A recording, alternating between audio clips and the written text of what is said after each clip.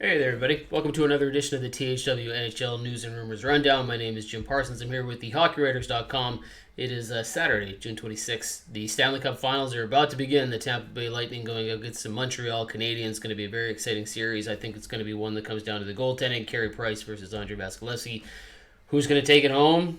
Tampa's probably the favorite, but you can't rule out Montreal. They've been doing everything right so far in these playoffs, so we'll see. It should be an entertaining one. Let's get right into the news and rumors of the week. The big story coming out about Matthew Tkachuk. Shane O'Brien was on the Power Play podcast with Steve Koulias, and he dropped a big rumor, so to speak, that Matthew Tkachuk might want out of Calgary. The thought is that he wants to go play for the St. Louis Blues. Everybody in Calgary got all stirred up about this thing, saying, why would Calgary want to do this? Now it's just somebody talking out there, you know what. Chris Johnson from Sportsnet has come back in and said, no, you know what, it's not imminent. We don't believe he's asked for a trade, but you can't rule out the possibility that Calgary might have to look at this. Probably because the Flames are going to be making some offseason moves, whether it's Johnny Gaudreau or Sean Monahan. And if those two don't get ruled out, or they do get ruled out and they're not possible, then maybe somebody like Matthew Tkachuk gets looked at. He's only got 1 year left at $7 million.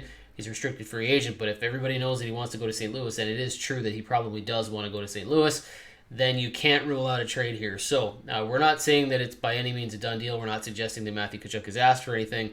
What we are saying is that you don't want to just dismiss this rumor as though it's totally made up and not real, because you never really know.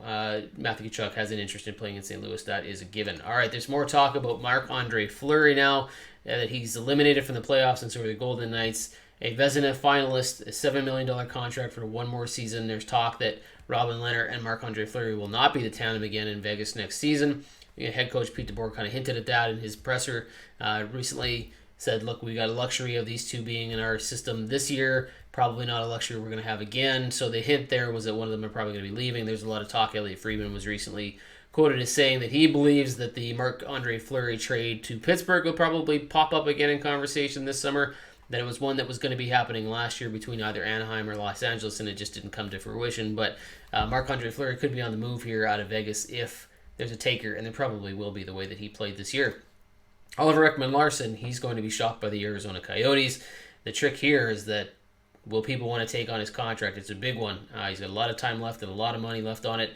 Some believe that if he goes to a new destination that he could rebound a little bit from a down year. Others not so sure that it's the best contract to take on. So for Arizona, is it about winning the trade and getting the best assets back, or is it about shedding the salary off your books and maybe using it in other places? So we'll have to watch on Oliver-Ekman Larsson. Now, it sounds like the Arizona Coyotes are going to reach out to other teams first, then come back to the defenseman instead of going to the defenseman first and seeing where he's willing to go. But expect a lot of talk surrounding him.